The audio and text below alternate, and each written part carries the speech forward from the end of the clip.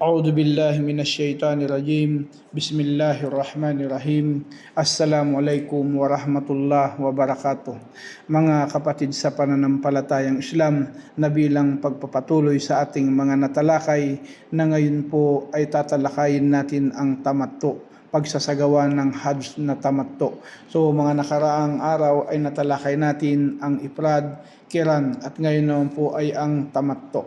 So ganun pa man na ang kahulugan ng tamattu ay ang pagpapakasaya sa pagsuot ng mga damit pagkatapos ng umrah sa panahon ng Hajj, dahil siya ay naghahangad sa kanyang ritual ng tamattu. Kaya tinawag na pagpapakasaya o kaya ay tamattu. So ganun pa man mga kapatid sa pananampalatayang Islam, na ang ating relihiyong Islam ay nagputos po sa atin, na nagpapaalala sa atin na ayusin ang ating mga hangarin, layunin sa ibada, sa pagsamba sa Allah subhanahu wa ta'ala. Inulat ng pinuno ng mananampalataya na si Abu Hafsin Omar bin Khattab radhiyallahu anhu, kalugdan nawa siya ng Allah, na narinig niya ang sugo ng Allah subhanahu wa ta'ala nagsabi, innamal a'malu binniyah wa innamal likulli imri'in ma nawa faman kanat hijratuhu ila Allahi wa rasuli fa hijratuhu ila Allahi wa rasuli wa man kanat hijratuhu lid-dunya yusibuha aw imra'atin yankihuha fa hijratuhu ila ma hajara ilayhi, rawahul Bukhari wa Muslim. Sabi ng propeta sallallahu alaihi wasallam, katotohanan ang lahat ng mga gawain ay may hangarin, at bawat tao ay mayroong hinahangad. Ang sino mang lumikas para sa Allah at sa mensahero ni Allah, ang kanyang paglikas ay para sa Allah at sa kanyang mensahero, at sino mang lumikas para sa makamundong bagay na kanyang makakamit o babaeng papakasalan, ang kanyang paglikas ay ayon sa kanyang paglikas. Isinalaysay ni Bukhari at Muslim. Kaya mga kapatid sa pananampalataya, nabatid natin ang Hajj ay ito kabilang sa haligi ng ating relihiyong Islam, na sinabi ng propeta sallallahu alaihi wasallam, bunyanul Islam ala kams syahada an la ilaha illallah wa anna Muhammadar Rasulullah wa ikamus sala wa ita'uz zaka wa sum Ramadan wa hajjul bait man istata'a ilayhi sabila. Na sinabi ng propeta, ang haligi ng Islam ay 5: ang pagsaksi na walang ibang Diyos na dapat sambahin maliban sa Allah, at pagsaksi na si Muhammad ay kanyang huling sugo, at pagtatayo ng pagdarasal, at pagbibigay ng kawanggawa, at pag-aayuno sa buwan ng Ramadan, at paglalakbay sa Makkah, na kung sino yung may kakayahan. Ganun pa man mga kapatid sa pananampalataya, na kakayahan sa pangangatawan at kakayahan sa pananalapi. Kaya ganun mga kapatid ang ating relihiyong Islam, na kung saan inutusan tayo na kung tayo ay magpunta, tutugunan ang panawagan ng Allah, ay kinakailangan meron tayong baon sa pagtugon din sa ating mga pangangailangan. At ganun pa man mga kapatid, ngunit ang pinakamainam na baon ay ang pagkatakot sa Allah subhanahu wa ta'ala. Sinabi ng Allah sa banal na Quran, al-hajju ashhurun ma'lumat faman farada fihinna al-hajja fala rafatha wala fusuqa wala jidala fil hajj wa ma taf'alu min khairin ya'lamuhu Allah wa tazawwadu fa inna khairaz zadi taqwa wattaquni ya ulil albab. Sabi ng Allah sa Quran, ang Hajj ay kilalang mga buwan, kaya sino mang nagtalaga ng Hajj dito ay sapat na, ay dapat walang kalaswaan at walang pagsuway at walang pagtatalo sa Hajj, at anumang kabutihan na inyong gagawin ay nalalaman ito ng Allah subhanahu wa ta'ala, at magbaong kayo, sapagkat sa katotohanan ang pinakamainam na baon ay ang takot. Kaya matakot kayo sa akin o mga nakakaunawa. Kaya mga kapatid sa pananampalataya, alam po natin ang pagkatakot natin sa dakilang tagapaglikha ay dahilan para hindi natin ipagwalang bahala ang kanyang mga kautusan, maisagawa natin ang kanyang mga kautusan, at iwasan ang kanyang mga ipinagbabawal. Ganun po mga kapatid sa pananampalataya, na ang tamattu na gagawin natin na Hajj ay uunahin po dito na magsagawa muna ng umrah, sapagkat sinabi ng Allah sa banal na Quran, wa atimmul hajja wal umrata lillah fa in ahristum ثم فما استيسر من الهدي ولا تهلكوا رؤوسكم حتى يبلغ الهدي محله فمن كان منكم مريضا أو به أذى من رأسه ففدية من صيام أو صدقة أو نسك فإذا أمنتم فمن تمتع بالعمرة إلى الحج فما استيسر من الهدي فمن لم يجد فصيام 3 أيام في الحج و7 إذا رجعتم تلك 10 كاملة ذلك لمن لم يكن أهله حاضر مسجد الحرام واتقوا الله واعلموا أن الله شديد العقاب. Sabi ng Allah sa Quran, at tapusin ninyo ang Hajj at Umrah para sa Allah, para kay Allah, at kapag kayo ay nahadlangan, mag-alay ng hayop na madaling katayin at huwag ahitin ang inyong mga ulo hanggang umabot ang iaalay na hayop sa kanyang lugar, at sino man sa inyo ang may karamdaman o kaya merong sakit sa ulo ay tubusin ng pag-aayuno o kawanggawa o pagkatay, at kapag kayo ay naging matiwasay, ang sino mang gumanap ng tamattu ng umrah hanggang sa Hajj ay mag-alay ng hayop na madaling katayin, at sino mang hindi makahanap nito ay mag-ayuno ng 3 araw sa Hajj at 7 kapag kayo'y nakabalik. Iyan ay buong 10. Ito ay para sa sino mang walang pamilya sa Masjidul Haram, at katakutan ninyo si Allah at alamin ninyo sa katunayan ang Allah ay matinding magparusa. Kaya mga kapatid sa pananampalataya, napaalala sa atin ng Allah subhanahu wa ta'ala at binanggit ng Allah subhanahu wa ta'ala na kung saan ito yung ating gagawin na pamamaraan na dito, na kung saan na ang Allah subhanahu wa ta'ala napaalala sa atin na siya ang pinakamatinding magparusa, na kung saan na ipapataw sa sino mang sumuway sa Allah subhanahu wa ta'ala at sino man yung tao na hindi sumusunod sa Allah subhanahu wa ta'ala. Ganun pa man mga kapatid sa pananampalataya, na ang tamattu ay ito ay magsagawa muna ng umrah. Sa mga nagsagawa ng tamattu ay kailangan munang isagawa ang umrah. Ang kanilang banggitin ay ang babanggitin nila sa mikat para sa kanilang hangarin, Allahumma labbaika umratan mutamattian biha ilal hajj.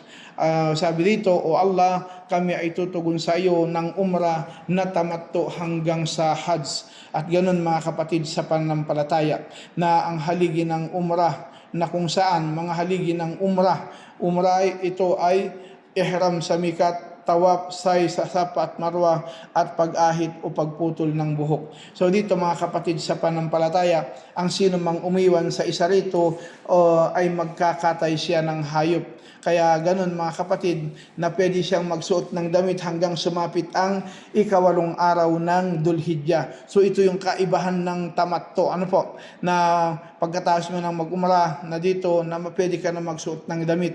Ayun, hanggang sa sumapit ang 8 araw ng Dhul-Hijjah. At dito mga kapatid, na kung saan yung 8 araw, ito yung tinatawag natin na Yawmul Tarwiyah o araw ng pag-iigib. Mainam na maligo at maglinis sa katawan at magpabango para sa kalalakihan bukod sa mga kababaihan bago pumasok sa ritual ng Hajj at magsuot ng ihram.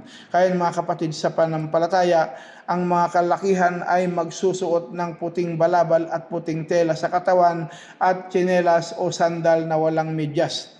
At dito at sa mga kababaihan naman, magsuot ng kanilang naisuotin hanggang hindi sila makapang-akit ng kapwa, at huwag silang magsuot ng nikab. Ayun, mag-nikab at guantes, ngunit pwede niyang takpan ang kanyang muka kapag merong dumating na mga lalaki. At mas mainam sa nagsasagawa ng tamattu na mag-ihram ng Hajj. Ayun, na mag-ihram ng Hajj sa lugar kung saan siya naroon at magsabi ng Allahumma labbaika hajjan. Ayun, pagkatapos nito mga kapatid, na maglalagay tayo ng kondisyon sa ating mga intensyon, at dito magduduwa po tayo na kung saan mas mainam maglagay ng kondisyon sa anumang sa sino mang nakakatakot na hindi makatapos sa kanyang ritual dahil sa sakit o meron siyang kinakatakutan at iba pa, o merong mga pangyayaring darating na hindi inaasahan, kaya kanyang sasabihin sa oras ng ihram sa mikat, Allahumma labbaika hajjan pa in habasani habis pamahalli haitu habasani. O Allah, kami ay tutugon para sa iyo sa Hajj, at kung merong humarang sa akin, ang aking kalagayan rito ay kung saan ako hinarang.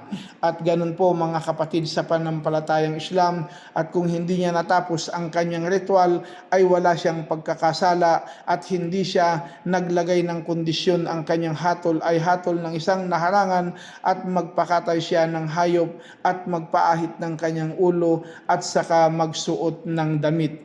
Ganun mga kapatid sa pananampalataya, na mas mainam na magsagawa ng talbiya ang mga kalakihan, magsagawa ng talbiya pagkatapos ng pagpasok sa ritual at pagparami nito at pagtaas ng boses para sa kalalakihan.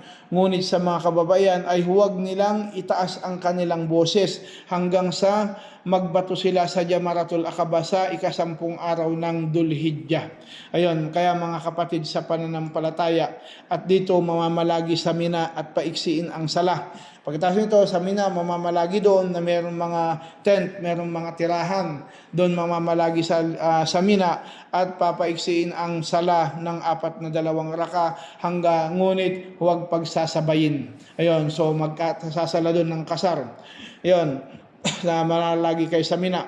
At pagkatapos na sa ika-9 na araw, ito yung tinatawag na Arafah, na sinabi ng propeta sallallahu alaihi wasallam, yung araw ng Arafah, al-Hajjul Arafah. So sinabi ng propeta, ang Hajj ay Arafah. Ayun, na kung saan andito yung mga panalangin, damihan yung panalangin, pagsumamo, paghingi ng tawad sa Allah subhanahu wa ta'ala. At ang mga Hajj, tayo ay pupunta na kayo, mas mainam na pupunta sa Arafah pagkatapos ng pagsikat ng araw at magtalbiyah. Yung labbaik Allahumma labbaik, labbaik la syarika laka labbaik, at mas mainam na makinig ng sermon at pagkatapos ipagsabay ang 2 sala ng duhur at asar na magkasama at pinaiksi sa iisang adan at 2 ikamah. At ganun nga, mainam na manalangin, damihan ang panalangin na merong kasamang kapanatagan, katiwasayan ng puso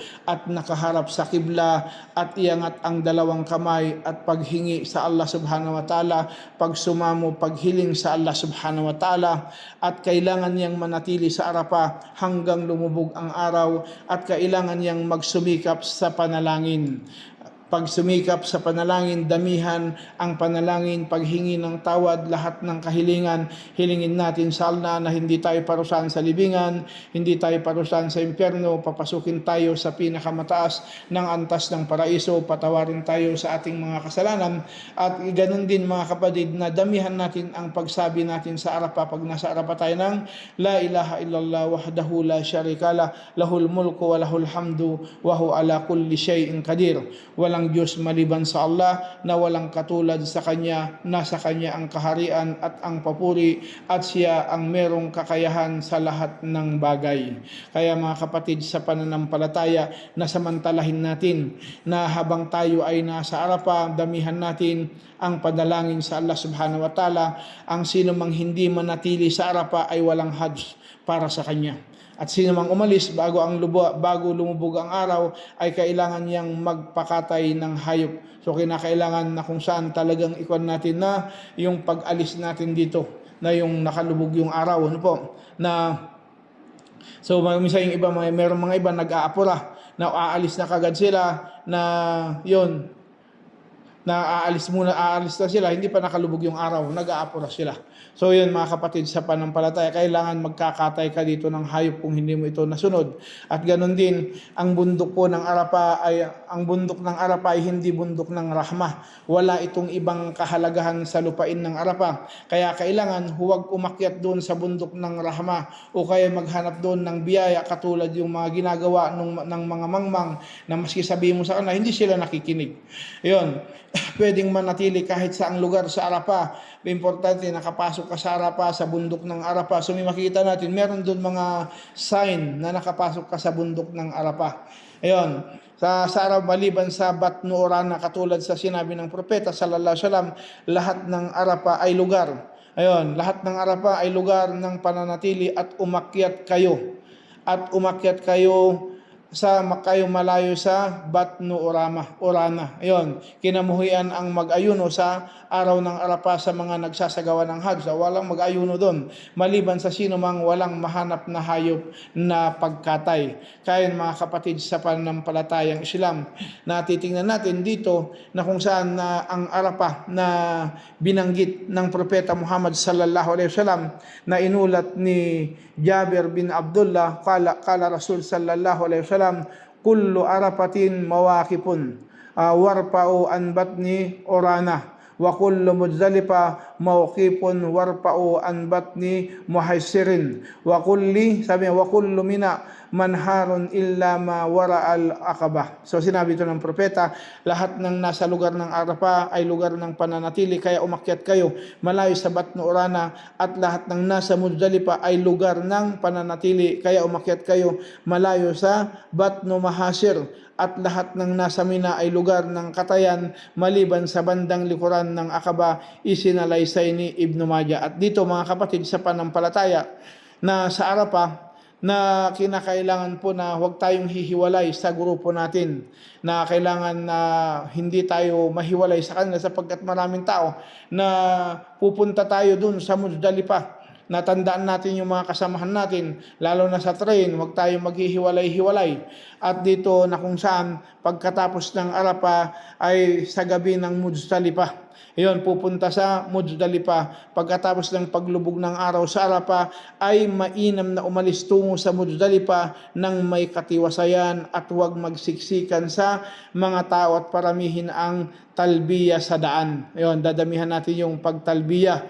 Ayun, habang tayo naglalakad o nakasakay tayo sa bus o nakasakay tayo sa train, nadamihan natin ang pagtalbiya. Mainam na isagawa ang sala ng Maghrib sa 3 rakaa at ang isa naman sa 2 rakaa na magkasabay at maiksi sa iisang adan at 2 ikama sa oras ng kanilang pagdating kaagad sa Muzdalifah. Yun, pagdating sa Muzdalifah, magsasala tayo doon ng Salatul Maghrib at Salatul Isha.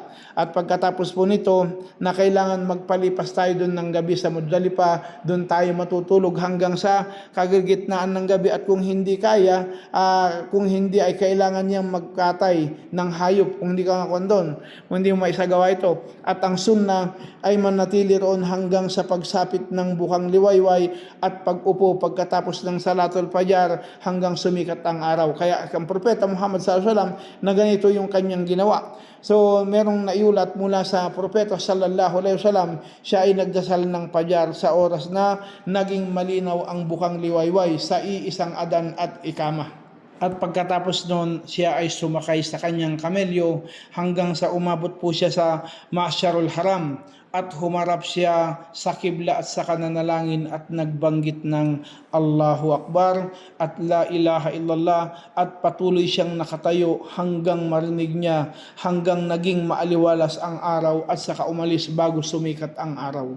At yun po ang ginawa ng Propeta Muhammad sallallahu alaihi wasallam sa gabi naman ng Muzdalifah. At paalala po, pwede sa mga mahihina at matanda at kababaihan at sino mang sumama sa kanila na umalis sa kalagitnaan ng gabi. Kung dumating sila sa lambak ng Muhassir at mas mainam na magmadali rito sapagkat ito ay lugar kung saan pinarusahan ang mga hukbo ni Abraha sa oras na sila ay dumating para sirain ang Kaaba. So ganun po mga kapatid sa pananampalataya, na sa 110 araw pa rin dito na kung saan ito naman yung araw na kung saan pag-aalay, na pumunta siya sa Mina bago sumikat ang araw, habang pinaparami niya ang talbiya at pag-alala sa Allah subhanahu wa ta'ala, na mainam na mamulot po ng 70 maliliit na bato. At ang bawat bato ay dapat kasing laki ng maliit na buto. Mamumulot ang tao sa Muzdalifah o sa Mina, depende kung saan sa kanya ang madali. Ayun. At magtutungo sa Jamaratul Aqaba. So nagtungo ang propeta sa Jamaratul Aqaba at kailangan niyang magbato doon ng 7 maliit na bato dahil kung iniwanan ay kailangan niyang magpakatay. So dito mga kapatid sa panampalataya, kung meron tayong naiwan dito, naiwan natin ito na magpapakatay na naman tayo. So mas mainam na magbato ng bawat maliit na bato habang binanggit ang Allahu Akbar at iharap niya ang kanyang kaliwa sa Makkah at ang kanyang kanan sa Mina at kailangan makapasok ang bato sa lalagyan ng jamarat at kung hindi ay hindi ito pwede. Hindi ipagpatuloy ang talbiyah kung magsimula na siyang magbato sa Jamaratul Aqaba. So tumigil na sa pagtalbiya. Huwag ka nang magtatalbiya at kung ikaw magsimula ka na magbato sa Jamaratul Aqaba. At mainam na banggitin ang Allahu Akbar at walang panalangin pagkatapos ng pagbato sa Aqaba. Ayun. Pagkatapos dito na kung saan kailangan magpakatay siya ng hayop dahil siya ay tamatto at magsimula ito sa araw ng Eid hanggang lumubog ang 13 araw sa panahon ng Hajj at pwede rin magkatay sa gabi. At doon naman meron tayong mga babayaran. Kung ikaw magbayad, magpapakatay, meron mga booth doon, babayaran mo na lang, bahala na sila doon. So yun. At pagkatapos po mga kapatid, kung wala siyang ipakatay, na ay mag-ayuno ng 3 araw sa Hajj at 7 sa pagbalik sa kanyang lugar. Ayun. Una, 3 araw. Kung wala kang pangkatay, so mag-ayuno ka ng 3 araw. At pag uwi mo sa lugar mo, mag-ayuno ka ng 7 araw na ito yung binanggit natin na aya kanina na sakto itong 10. So, kailangan magpaahit o magputol ng buhok. Subalit magpaahit ay mas mainam. At sa kababaihan naman ay pwedeng maggupit, magputol lang ng kanilang buhok kasing laki ng o 1 pulgada. Ayun. At sa sino mang hindi magpaahit o nagputol ng buhok ay magpapakatay siya ng hayop. Magkakatay ka ng hayop. Ayun, bilang kabayaran dito. Kailangan niya magsagawa ng tawaful ipada. Ngunit kung hindi niya ito bilisan o ipakita ang kanang braso sa ihram katulad sa umrah at pwedeng itong ipaliban para sa kanya ang paglalakbay para ipagsabay ang tawaful ipada. Kaya ganun mga kapatid sa pananampalataya na paalala ang sino mang umiwan ng tawaful ipada ay wala siyang Hajj dahil ito ay isa sa mga haligi ng Hajj. Ayun, na pwedeng sumuot ng damit ang isang nagsasagawa ng Hajj kung gagawin niya ang 2 sa 3 bagay na ito. So ang pagbato sa Aqaba at pag-ahit o pagputol ng buhok at tawaf. Kung nagawa ito ng 3 kung nagawa mo na itong 3 na ito ay makakaalis ka na para sa iyong ihram at pwede mo nang gawin yung mga pinagbabawal sa ihram. 'Yon. Pwede ka nang magpabango, maligo ka na. So 'yon. At isuot mo na yung mga damit na gusto mong isuot. So ganoon man na maliban sa pakikipagtalik. Ngunit kung nagawa niya ang 3 bagay ay buo na ang kanyang pagiging halal at pwede na siya makipagtalik sa kanyang asawa. So yun mga kapatid na kailangan magsagawa ng say.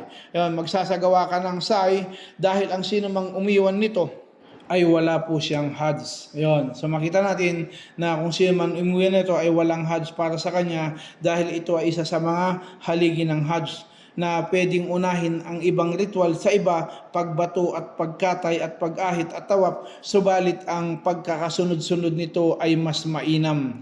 Ayun, mas mainam po na kung ito isasagawa natin na tartib o sunod-sunod na magpalipas ng gabi sa Mina at ang obligasyon ay higit sa kalahati ng gabi dahil ang sino mang umiwan nito ay kailangan magpakatay ng hayop. Kayon sa ikasampung araw na ganun din mainam na paigsiin ang pagsasagawa ng mga sala sa Mina na hindi pinagsasabay-sabay. Mainam magbanggit ng Allahu Akbar pagkatapos ng mga obligadong sala. Ayun, so maganon pa mga kapatid sa panampalataya na mga takbir na dapat nating isagawa, tayo magtatakbir na mayroong mga salaysay sila Irwa, Bayhaqi, Ibnu Abu Shayba at Nailu Awbar at sina Ibnu Abu Shayba. So yung mga klase ng takbir. So meron tayo, depende kung ano yung pagtatakbir mo dito na gagawin mo. So ganun nga yung kay Irwa, yung pagsabi ng Allahu Akbar, Allahu Akbar, Allahu Akbar, walillahil walillahil hamd, Allahu akbar wa ajal, Allahu akbar ala ma hadana. Ganun naman kay Baihaqi, Allahu akbar, Allahu akbar, Allahu akbar, ka Allahu akbar kabira. So ganun din naman kay Ibnu Abu Shayba, Allahu akbar, Allahu akbar, Allahu akbar, la ilaha illallah, Allahu akbar walillahil hamd. Yung naman kay Nailu Aubar, la ilaha illallah, Allahu akbar walillahil hamd. Yun naman kay Ibnu Abu Shayba na Allahu akbar, Allahu akbar, la ilaha illallah, Allahu akbar walillahil hamd. So ito po yung mga klase ng takbir. So bahala na kayo kung anong takbir ang pipiliin niyo po dyan na isagawa. Ano po? Yun, makita natin yung araw ng tashrik o yung araw ng pagbibilad. Kailangan yung magbato sa mga 3 jamarat pagkatapos ng tanghaling tapat at matatapos ito sa bukang liwayway at magsimula sa maliit na jamarat at saka sa gitna at ang panghuli ay ang malaki o ang tinatawag nating jamaratul akaba at magbato ng 7 sa bawat jamarat dahil ang sino mang umiwan nito ay kailangan magkatay ng hayop. Ayun, magkakatay ka ng hayop na mas mainam pagkatapos nating bumato sa maliit na jamarat na tumabi ka. Ayun, tumabi ka sa isang lugar na hindi ka madadapurak ng tao at humarap ka sa kibla at para manalangin ka dito ng mahaba-haba mo yung panalangin mo, itaas mo yung 2 kamay. Ganun din ay yung gagawin sa gitnang akaba, yung jamarat. Pagkatapos nung magbato ka sa akaba, pagkatapos dito magdua ka, manalangin ka. At doon naman sa malaki na last na ito yung kung saan ay wala ritong panalangin at huwag ka ditong manalangin, no? Haharap ka sa kibla. Yung pagkatapos magbato, pag yung pinakalas yung jamaratul kubra na yung last na yun, na binato mo, wala nang panalangin doon. Yung iba nalangin pa. So yung sa una maliit, sa gitna, yun, pagkatapos magbato doon, humarap ka sa kibla at humiling ka sa Allah subhanahu wa ta'ala. Pagkatapos nung nababalik tayo sa tent o kaya doon tayo sa Mina, mas mainam na manatili hanggang 13 araw sa Mina at pwede naman magmadali at lumabas sa Mina sa 12 araw, ngunit kailangan niyang lumabas sa Mina bago lumubog ang araw. Ayun, so bago lumubog ang araw, napaalala po sa ating lahat kung lumubog ang araw at hindi na siya dapat lumabas sa Mina sa ika-12, dapat ipaliban niya muna ang paglabas hanggang matapos ang ritual sa 13 araw. Pagkatapos nito, kailangang isagawa ang tawapul wada o paalam na tawap maliban sa babaeng merong regla at merong dugo at mula sa panganganak at ang sino mang umiwan nito ay magpakatay ng hayop. Ayun, magpakatay ng hayop. Kaya bigyan po natin ng pansin na kung saan na kung ipahuli niya ang tawapul ipada para sa kanyang paglalakbay ay masasakop rin ang tawapul wada at saka lumabas siya agad sa Makkah. So yun po mga kapatid sa pananampalatayang Islam na inshallah subhanahu wa ta'ala nakaawan tayo ng Allah pagkaluban tayo ng ganitong ibada na maging katanggap-tanggap sa Allah na maisagawa natin ang isa sa haligi ng ating relihiyong Islam na maging sanhi ito na kabutihan sa ating buhay at maidagdag sa timbangan ng ating mga gawa na patawarin tayo ng Allah sa ating mga kasalanan at huwag po tayong parusahan sa libingan, huwag tayong parusahan sa impyerno, papasukin tayo sa pinakamataas na antas ng paraiso. Assalamualaikum warahmatullahi wabarakatuh.